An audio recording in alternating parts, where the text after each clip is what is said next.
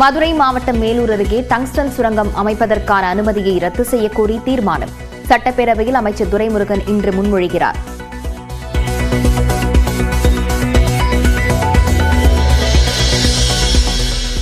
துணை முதலமைச்சர் உதயநிதிக்கு சட்டப்பேரவையில் முதல் வரிசையில் 3வது இருக்கை. முதலமைச்சர் மு க ஸ்டாலின் அமைச்சர் துரைமுருகனுக்கு அடுத்த இருக்கை ஒதுக்கீடு.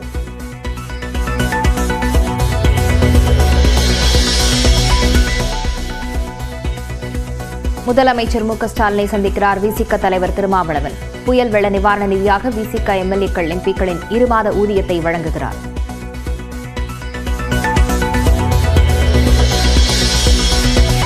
ஆதவ் அர்ஜுனா கட்சியிலும் பொறுப்பிலும் நீடிக்கிறார். கட்சியில் தான் இருக்கிறாரு, பொறுப்பில் தான் இருக்கிறாரு, தொடர்பில் தான் இருக்கிறார். ஆனால் இது சம்பந்தமாக நாங்கள் உயர்நிலைக்குழுல பேசியிருக்கிறோம். அது பற்றி அவரிடத்தில் இன்னும் நாங்கள் எந்த தகவலையும் சொல்லவில்லை. தன்னிடம் அனுமதி பெற்ற பிறகே புத்தக வெளியீட்டு விழாவில் கலந்து கொண்டார் என விசிக தலைவர் திருமாவளவன் விளக்கம். டங்ஸ்டன் சுரங்க அனுமதியை கைவிடுவது குறித்து பரிசீலிப்பதாக மத்திய அமைச்சர் கிஷன் ரெட்டி உறுதி. தமிழக பாஜக தலைவர் அண்ணாமலை தகவல்.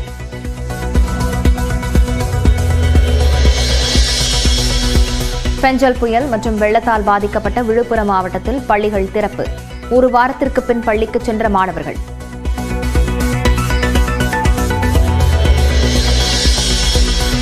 சென்னையை அடுத்த பெரம்பூர் அருகே பிரபல ரவுடியை துப்பாக்கியால் சுட்டுப்பிடித்த காவல்துறையினர். போலீசாரை தாக்கிவிட்டு தப்பியோட முயன்றதால் துப்பாக்கிச் சூடு என விளக்கம்.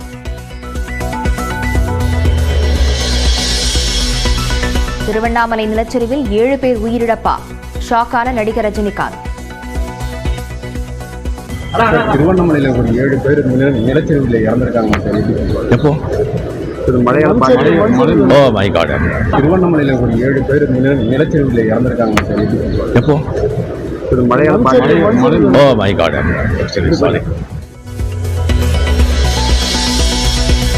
புதுச்சேரியில் 2ஆம் நாளாக மத்திய குழு ஆய்வு. ரெயின்போ நகர் உள்ளிட்ட பகுதிகளில் வெள்ளத்தால் பாதிக்கப்பட்ட மக்களிடம் குறைகளை கேட்டறிந்தனர். கோவையில் குறைந்த வட்டிக்கு கோடிக்கணக்கில் கடன் வாங்கி தருவதாக கூறி மோசடி. வெற்றுத்தாள்களை வழங்கி மோசடி செய்தவர்களில் ஒருவர் பிடிபட்டார்.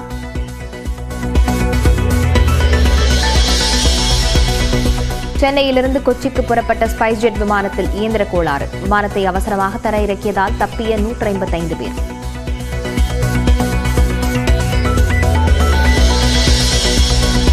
தமிழக கடற்கரையை நோக்கி நகரும் காற்றழுத்த தாழ்வு பகுதி புயலாக வலுப்பெறாது என வானிலை ஆய்வாளர்கள் கணிப்பு.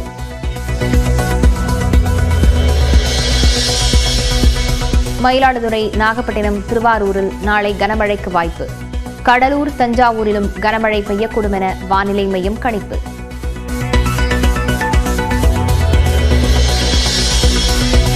கனமழையை எதிர்கொள்ள அனைத்து துறைகளும் தயார் நிலையில் இருக்க வேண்டும். மாவட்ட ஆட்சியர்களுக்கு பேரிடர் மேலாண்மை துறை அறிவுறுத்தல்.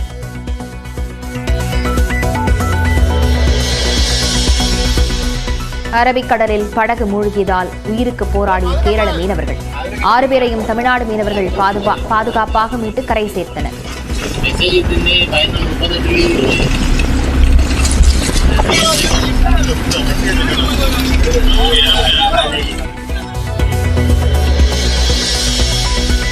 ஹைதராபாத்தில் புஷ்பா 2 திரையிடலின் போது கூட்ட நெரிசல் சிக்கி பெண் உயிரிழந்த வழக்கு.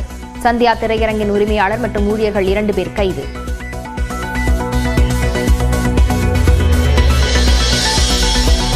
சிரியாவிலிருந்து தப்பிய அதிபர் ஆசாத் ரஷ்யாவில் தஞ்சமடைந்ததாக தகவல். அதிபரின் பிரம்மாண்ட மாளிகையை சூறையாடிய பொதுமக்கள்.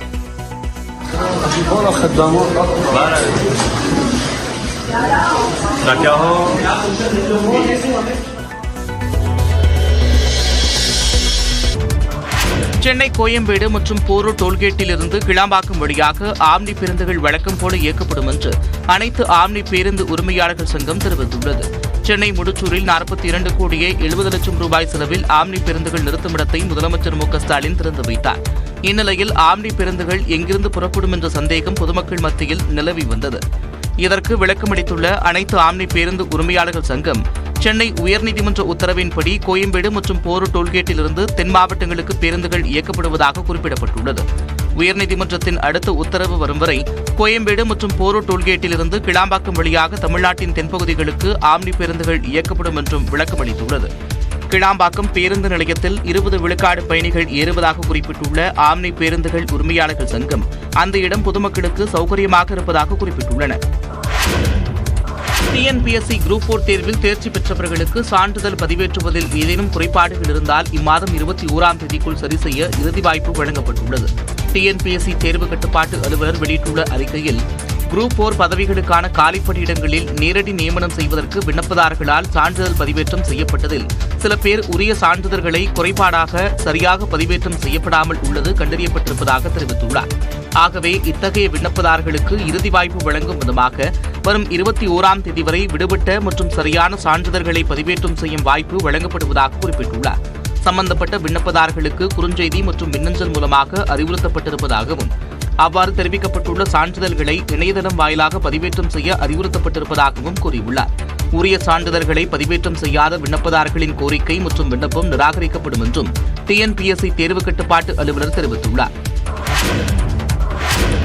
கேரளாவில் நடந்த வைக்கம் போராட்டத்தில் தந்தை பெரியார் பங்கேற்றதன் 100ஆண்டு நிறைவு விழா நிகழ்ச்சியில் முதலமைச்சர் மு க ஸ்டாலின் பங்கேற்கிறார். இது தொடர்பாக தமிழக அரசு வெளியிட்டுள்ள செய்திக்குறிப்பில் கேரள மாநிலம் வைக்கத்தில் தாழ்த்தப்பட்ட சமுதாயத்தைச் சேர்ந்த வழக்கறிஞர் மாதவனை நீதிமன்றத்திற்குள் அனுமதிக்காததை கண்டித்து போராடியவர்கள் சிறை சென்றபோது தந்தை பெரியார் போராட்டத்தை தலைமையேற்று தொடர கோரிக்கை விடுத்த நிலையில் அவர் 1924இல் தொடர் போராட்டங்களை நடத்தி சிறை சென்றது சுட்டிக்காட்டப்பட்டுள்ளது. பின்னர் பெரியாரின் துணைவியார் நாகம்மையாரும் தங்கை கண்ணம்மாளும் போராட்டத்தை தொடர்ந்த நிலையில் மக்களும் சேர்ந்து கொள்ள திருவாங்கூர் சமஸ்தானம் பணிந்தது. ஈழவர் முதலான அனைத்து வகுப்பினரும் வைக்கம் கோவில் தெருக்களில் நடந்து செல்ல அனுமதிக்கப்பட்டனர். அப்போது வைக்கம் வீரர் என்று பெரியாரை திருவிக பாராட்டி எழுதினார். இந்நிலையில் பெரியாரின் நினைவாக வைக்கத்தில் நூலகம், நினைவகம் தமிழக அரசால் பின்னர் கட்டப்பட்டது. வைக்கம் போராட்டத்தின் 100ஆண்டு நிறைவு விழாவை முன்னிட்டு நூலகமும் நினைவகமும் 8.14 கோடியில் புதுப்பிக்கப்பட்டன. அதை வரும் 12ஆம் தேதி காலை 10 மணியளவில் தமிழ்நாடு முதலமைச்சர் மு க ஸ்டாலின் திறந்து வைக்க உள்ளார். விழாவுக்கு கேரள முதலமைச்சர் பினராயி விஜயன் தலைமை வகிக்க உள்ளார். மேலும் திராவிடர் கழக தலைவர் கி வீரமணி, அமைச்சர்கள் துரைமுருகன், ஏவாவேலு, மூபே சுவாமிநாதன் மற்றும் கேரள அமைச்சர்கள், உயரதிகாரிகளும் பங்கேற்க உள்ளதாக தமிழ்நாடு அரசு வெளியிட்ட செய்திக்குறிப்பில் தெரிவிக்கப்பட்டுள்ளது.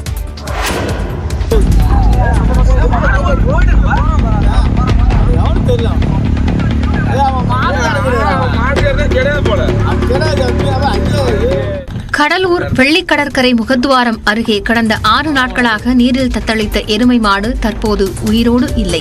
பெஞ்சல் புயல் காரணமாக கொட்டி தீர்த்த கனமழையால் தென்பெண்ணை ஆற்றில் ஏற்பட்ட வெள்ளப்பெருக்கில் கடலூர் வெள்ளிக்கடற்கரை முகத்துவாரத்தில் மேய்ந்து கொண்டிருந்த 30க்கும் மேற்பட்ட எருமை மாடுகள் கடலுக்குள் அடித்துச் செல்லப்பட்டன. இதில் பல மாடுகள் உயிரிழந்ததாக கூறப்படுகிறது. எருமை மாடுகள் கடலில் அடித்துச் செல்லப்பட்டு 6 நாட்கள் கடந்த நிலையில் அதன் நிலை என்ன என்பது குறித்து எந்த தகவலும் தெரியாமல் இருந்தது. இந்நிலையில் கடலில் ஒரு எருமை மாடு தத்தளிப்பதை மீனவர்கள் பார்த்தனர்.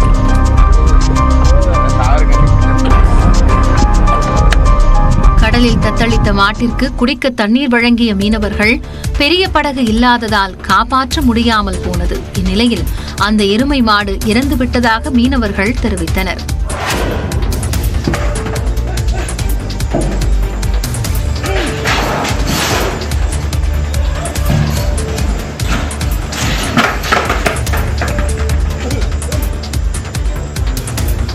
கோவை மேட்டுப்பாளையம் அருகே வீட்டிற்குள் புகுந்த இந்த யானை வாழைத்தாரை தூக்கிச் சென்றது.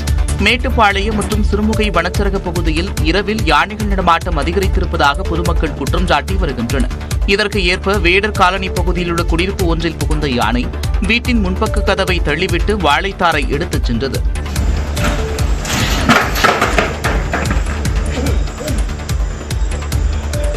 இதேபோன்று கோவை வெள்ளையங்கிரி மலைக்கோவில் வளாகத்தில் புகுந்த யானை பிரசாத கடைகளை சூறையாடியது.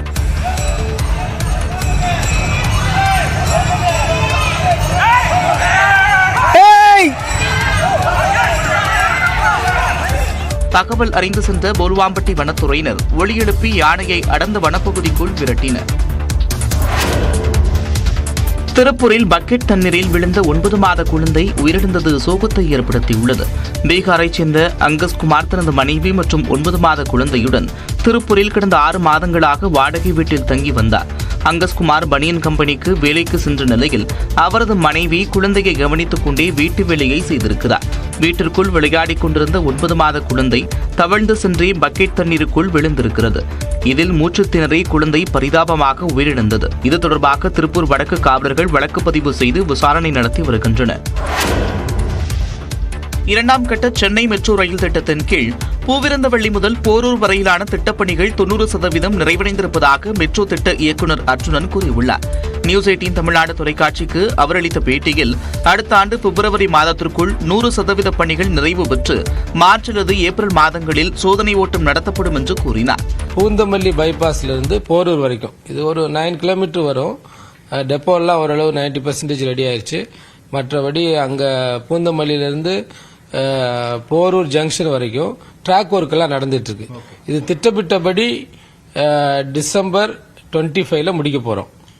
சோதனை ஓட்டம் வெற்றி பெற்றவுடன் போரூர் முதல் பூவிருந்தவள்ளி வரையிலான மெட்ரோ சேவை அடுத்த ஆண்டு டிசம்பர் மாதத்தில் தொடங்கும் என்றும் அவர் கூறினார்.